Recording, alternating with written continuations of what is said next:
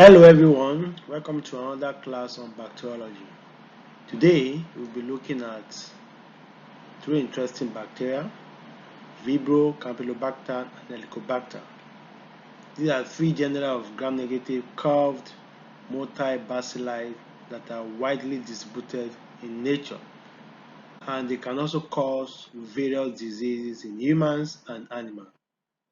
For instance, Vibrio is mainly found in marine and surface water, including runoffs, and we have species such as Vibrio cholerae, which causes cholera and severe diarrhea disease that can lead to dehydration and death. And the other species we will be looking at are hemolyticus, that causes gastroenteritis, wound infection, and septicemia. Vibrio produce toxins and enzymes that can damage the intestinal mucosa.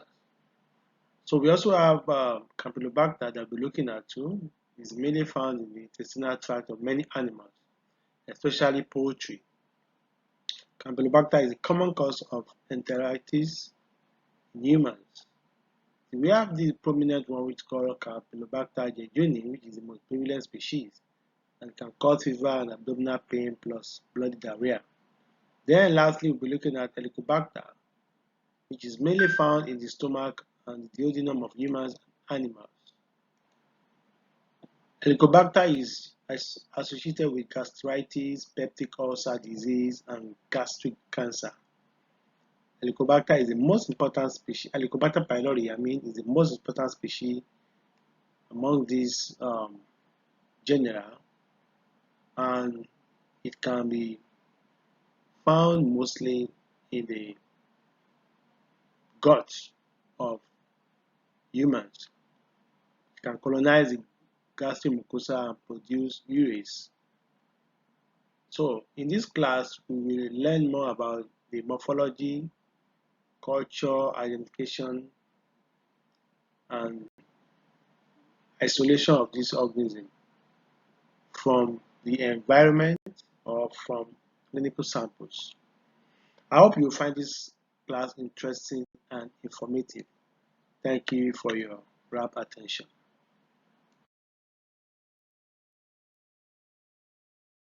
Look at the family Vibronaceae. Family Vibronaceae, which is the family that has the genera Vibrio, cholera, Paramolyticus, and so on, and other relevant ones.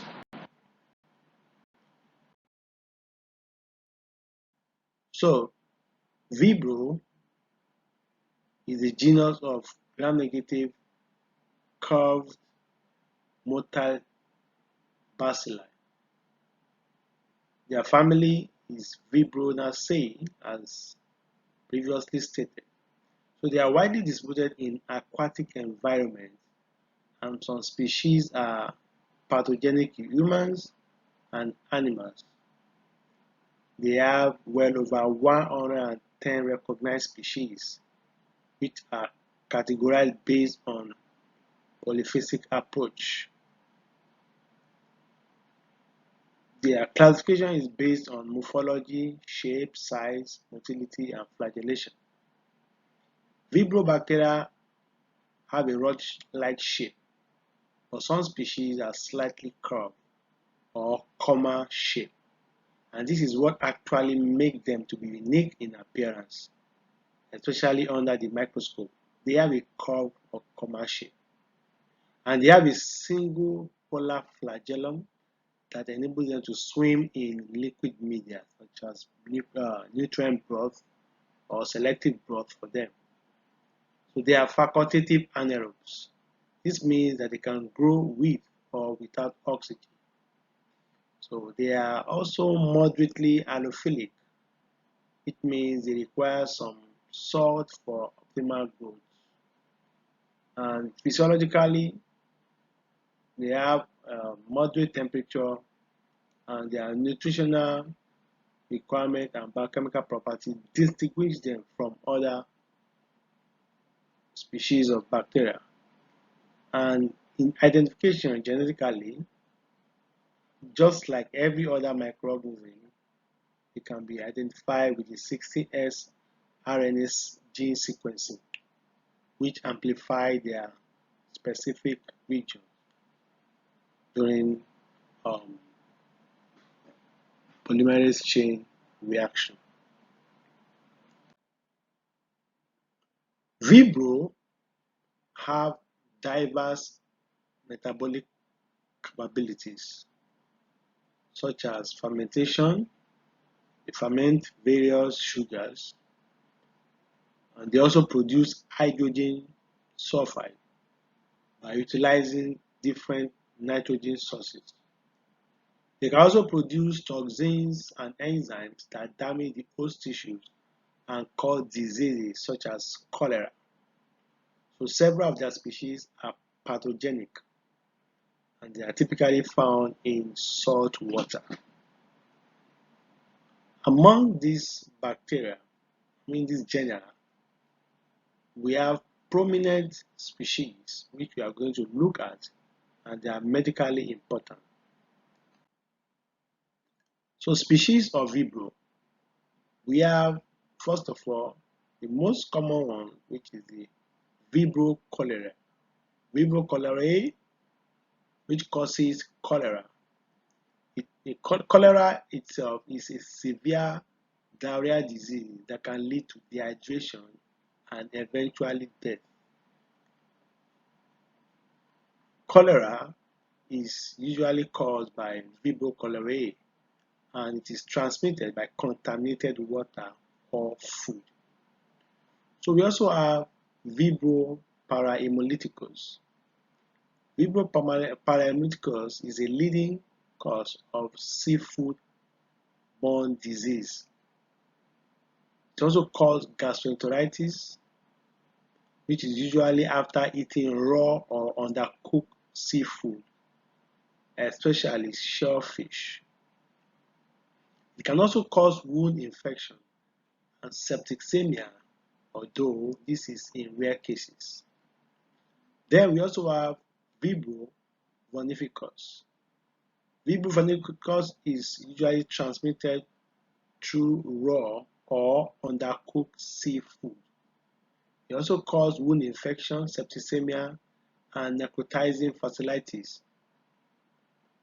especially in people with liver disease or compromised immune system. So they can cause gastroenteritis also after eating a raw or undercooked shellfish. We have also, that is not listed here, that is Vibrio fluvialis, and we also have Vibrio fischeri. Fischeri is transmitted from seafood, but it is not commonly encountered. While fluvialis, that is FLUVIALIS, causes gastroenteritis after eating contaminated food or taking or consuming contaminated water. It also causes septicemia and wound infection, although this is in rare cases. The laboratory isolation of Vibrio is in stages. What this means is that culturing of Vibrio sometimes may not be done directly. It requires some certain critical stages, which is also observed in many slow-growing bacteria. The reason for stage culturing for such bacteria is because they do not grow as fast as other organisms, so they require some pre-enrichment, which allows them to grow while other unwanted species or unwanted strains or unwanted bacteria which we regard as contaminants will be suppressed. So enrichment culture is used for the cultivation of Vibrio and this is usually done by inoculating sample, usually from environmental sample from food or from stool, which are incubated up to 6 hours on alkaline peptone water. There are other broths that can also facilitate the growth of Vibrio as a pre-enrichment broth. After this, the growing culture is now subcultured directly on a selective agar which allow for distinct growth of Vibrio. One example of a selective agar is thiosulfate citrate bisalt sucrose agar (TCBS), which is highly selective for Vibrio, especially Vibrio cholera. One interesting thing about this agar is that it allows Vibrio to grow and it inhibits other bacteria. Now, while Vibrio grow, it allows Vibrio to produce specific pigment which allow its culture to be recognized. Now, this agar also contain bisalt. So it inhibits growth of other bacteria while allow Vibrio to grow because Vibrio is specifically adapted to bisalt. Because of its tolerance to bisalt and sucrose, Vibrio is able to grow while other bacteria may be suppressed. After an overnight incubation, this is how a typical Vibrio cholerae appears. You can see the colony and the um, pigment shown yellow colony with an opaque center. It is a typical appearance of Vibrio on this particular agar. Now, we also have another agar which can be used in selectively isolating Vibrio species, and this is called Thyrocolate telluride gelatin agar (TTGA) or Monceau agar. It is a selective and differential media at the same time. It allows for the isolation of Vibrio species, particularly Vibrio cholerae, because the medium contains taurine, which is a bisalt. It inhibits the growth of most non-Vibrio bacteria. If truth is, Vibrio has high tolerance for bisalt, but some other organisms may not tolerate it, so they are suppressed. Then the sodium thiosulfate that is present is also used by the Vibrio to produce hydrogen sulfide, which react with the ferric citrate and form a black iron sulfide. The black iron sulfide is an indicator of the presence of Vibrio colonies other than other colonies that may adapt or may tolerate bisalts. So these agar are highly selective and differential for isolation of Vibrio from any sample.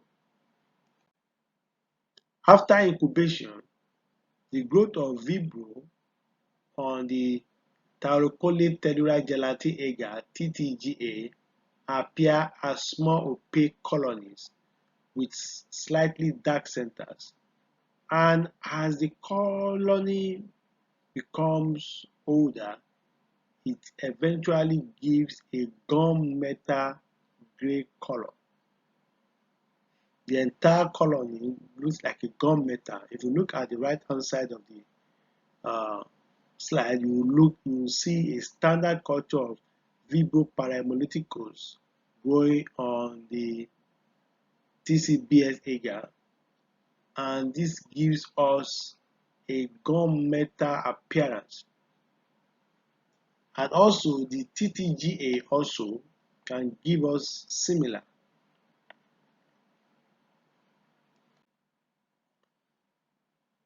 Economic importance of Vibrio is the fact that they are responsible for infection associated with marine animals such as crabs, shellfish, and they have been known to cause fatal infection in humans during exposure.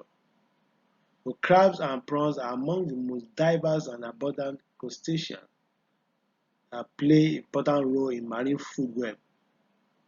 So crabs and prawns are a valuable source of food for humans, and these are channels through which Vibrio can be, transmitted to humans, causing various types of disease that were listed in the previous slide.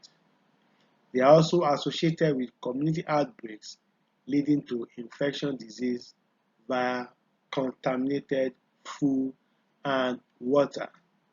So Vibrio is an important bacteria, although it is not commonly encountered in the community except where there is contamination. It is not an hospital acquired bacteria. It is more of a foodborne and waterborne disease bacteria. So that will be all for Vibrio, and we are going to look for the next bacteria for the lesson of today.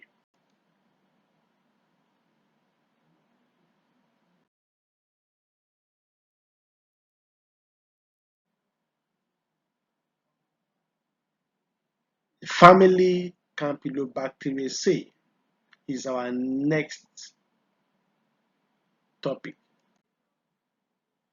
The family consists of genus Campylobacter, which currently has 27 recognized species, and among these species include the Campylobacter jejuni, Campylobacter coli, and several other ones, but we have prominent species which include the two. We also have those we are going to mention as the time goes on. Now, the genus has 9 subspecies. Examples include Campylobacter sputorium. So let's go ahead and look at more information about Campylobacter.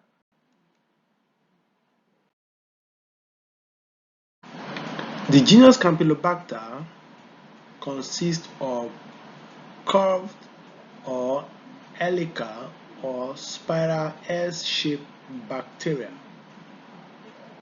They are non-spore forming bacteria and microaerophilic.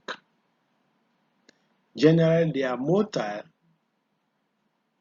with a single polar unsheathed flagellum, which is monotrichous, or a flagellum at one end, which is also called amphitrichous flagella. They can cause various types of disease, ranging from diarrhea and other related disease in humans and animals. Being microaerophilic means that these bacteria require low levels of oxygen to grow, usually around 5% or less. And this is different from aerobic bacteria, which needs high level of oxygen, and anaerobic bacteria, which cannot tolerate any oxygen. So microaerophilic bacteria, a typical Campylobacter, can adapt to different oxygen concentration by changing their shape, metabolism, and gene expression. For example, Campylobacter jejuni can transform from a curved rod to a coccoid form when exposed to atmospheric oxygen. And this usually helps the bacteria to survive in several environment, different environment, such as the intestinal tract of animals, food, water, and air. Their movement is usually in an interesting fashion. They have a darting or corkscrew type of movement. Darting is when the bacteria move rapidly and erratically, which helps them to evade the immune system and avoid phagocytosis by macrophages. And these also contribute to their virulence as it allows them to spread and colonize different parts or different sites in the body. Then the corkscrew fashion, which is also kind of helical form of movement, is when the bacteria move in a spiral form, corkscrew-like fashion, which helps them to penetrate the mucous layer of the intestinal tract and also attach to the epithelial cells. So the motility of Campylobacter enables their pathogenicity and also enables them to cause inflammation and cause damage to host tissue. Among the various species of Campylobacter, we have Campylobacter jejuni, which is a notable member that's commonly found in animal feces and found living as a natural commensal in the digestive tract of many birds. We also have Campylobacter fetus, which is responsible for spontaneous abortion in cattle and sheep. It is also an opportunistic pathogenic bacteria in humans, causes disease. And we also have Campylobacter coli, which is also responsible for disease in humans.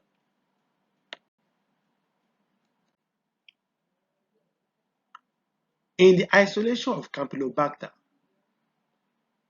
it requires specific expertise and specialized techniques.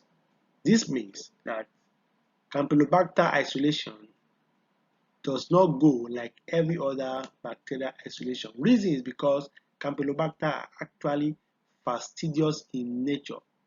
Fastidious means they require complex nutrient availability for growth. So due to these fastidious characteristics of Campylobacter, isolating it from clinical samples requires specialized techniques and experienced personnel. So this is usually the reason why there is delay in diagnosis and treatment of Campylobacter infection. So for Campylobacter isolation, especially from stool samples, because it's usually associated with disease infection that require collection of stool. So there is always a pre-enrichment culture which may be required for the isolate from food or stool samples in order to suppress the growth of other viable cells. And this can be done on liquid broth media such as Pristine. Pristine broth is an enrichment broth for Campylobacter, and upon inoculation, this can be incubated for up to 6 hours before subculturing on a selective agar. Typically, when a bacteria is to be isolated from stool sample, there is always a pre-enrichment culture in order to suppress unwanted bacteria that may be present in the stool but is not specific, is not our target. So such is normally done. Such is a routine in this process. Then, for the fact that Campylobacter is microaerophilic, that is, they require low oxygen environments around 5 to 10% compared to the typical atmospheric oxygen level of 21%, it necessitates the use of special gas mixture or oxygen reducing agent to create this environment. So the incubation material for Campylobacter is usually a specific specialized incubator that allows the condition of incubation for Campylobacter. So in terms of culturing, the selective media for Campylobacter is usually CMP, and it is now also incubated at 42 degrees centigrade microaerophilically to prevent the growth of other organisms. Other selective medium is charcoal cephaloperazone deoxycholate agar, which also permits the growth of Campylobacter. Isolation can also be carried out alternatively by the use of selective blood medium, which is supplemented with antibiotics such as vancomycin or polymyxin B, which prevent the growth of other organisms, also incubated in microaerophilic condition.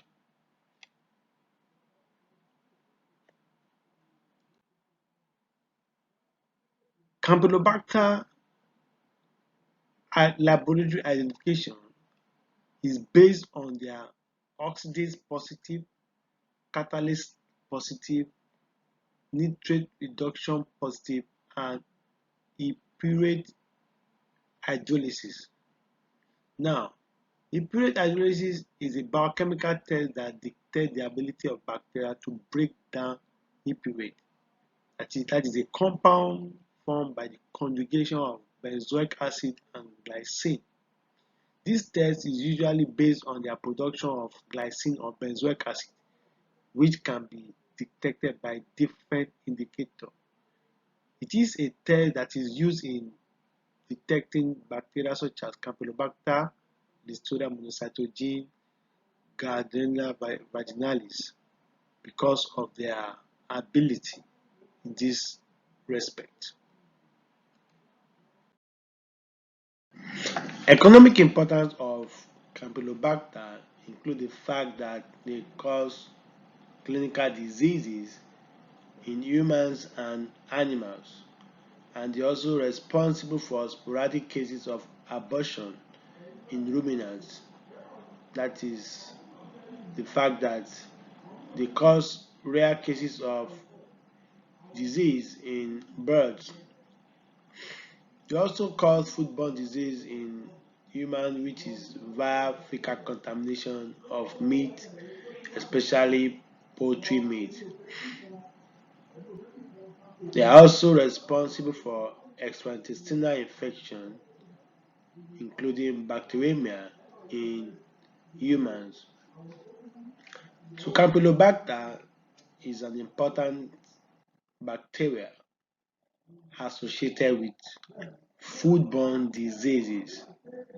And for all we have talked about, it will be important for you to also do some further readings on Campylobacter.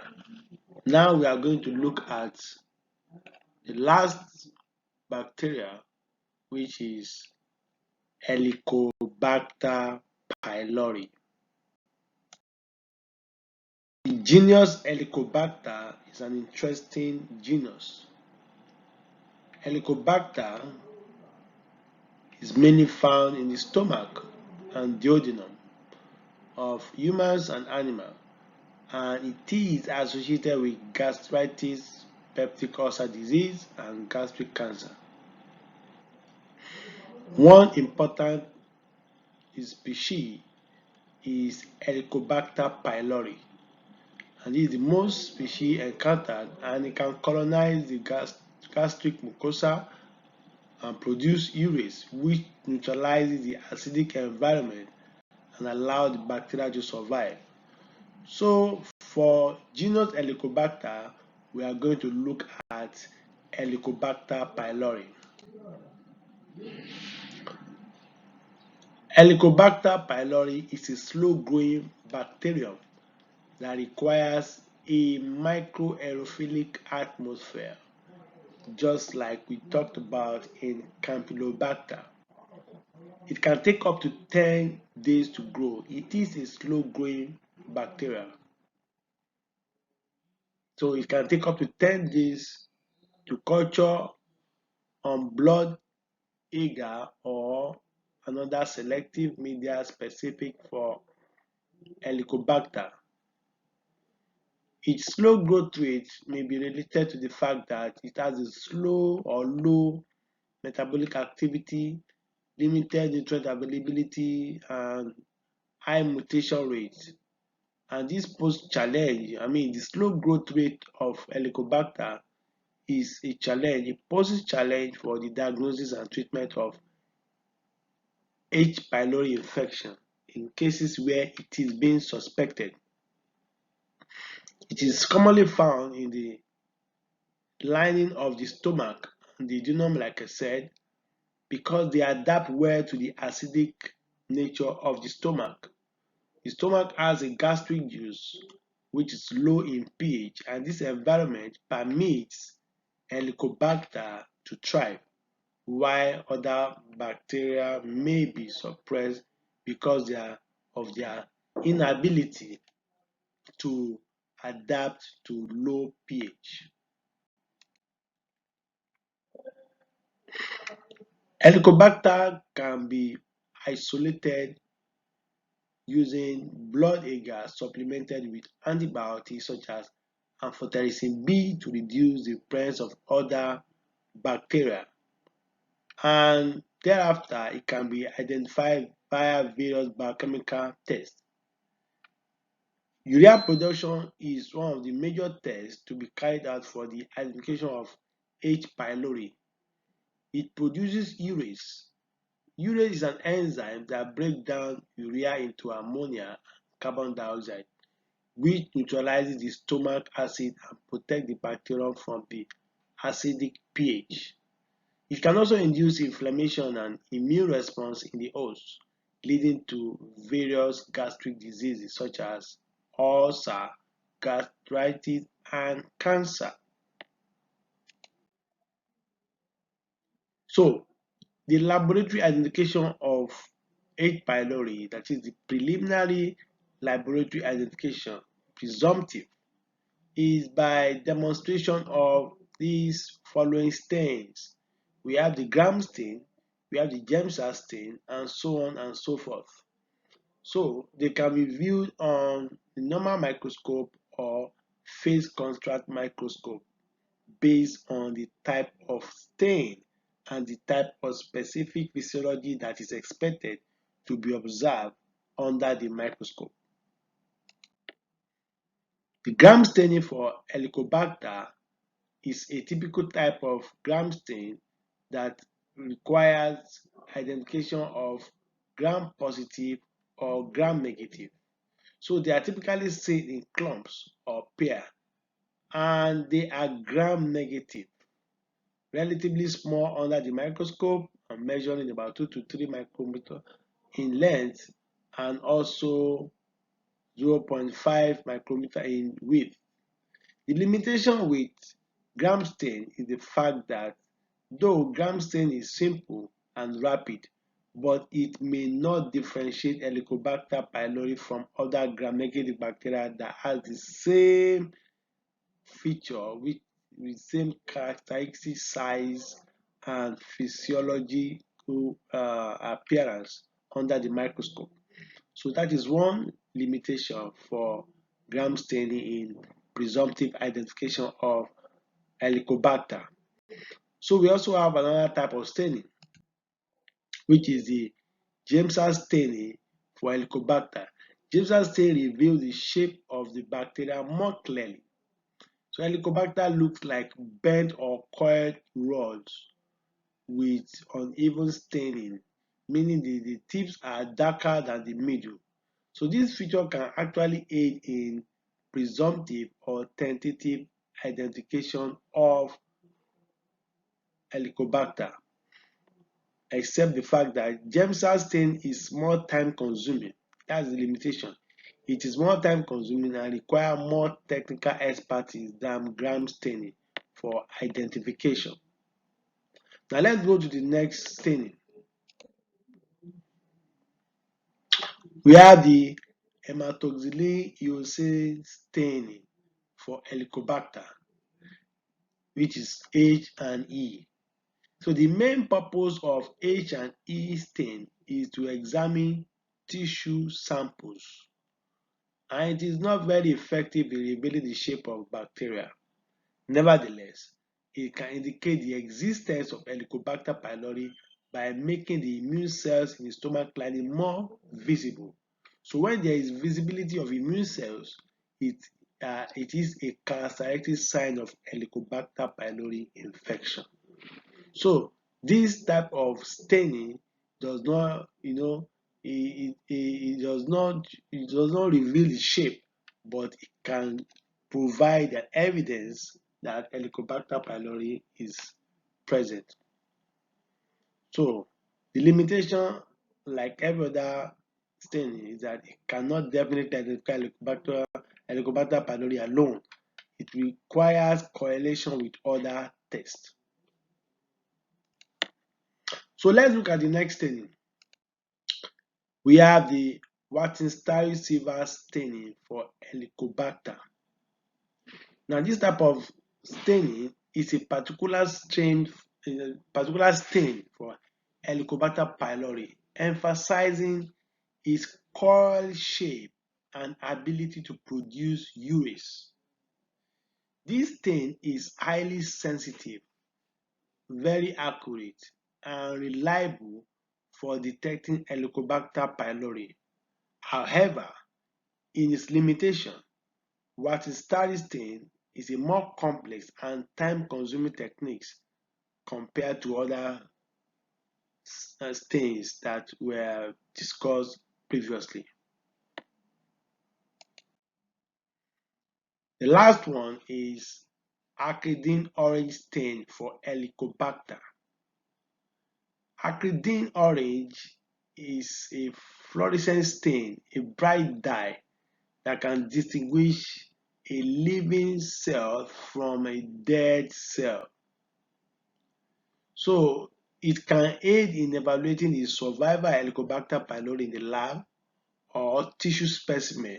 However, acridine orange stain is not specific for Helicobacter pylori and it requires specialized equipment for visualization.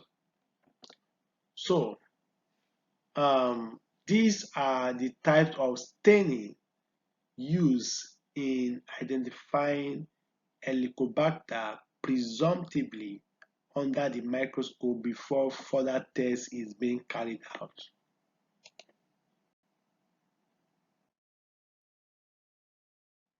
Economic importance of Helicobacter pylori is the fact that this bacterium is associated specifically with peptic ulcer. It is the first target, the first culprit. It is the first suspect, and it is the most prominent suspect in peptic ulcer associated with bacteria. So, treatment of infection caused by H. pylori is usually by the use of antibiotics such as clarithromycin and amoxicillin.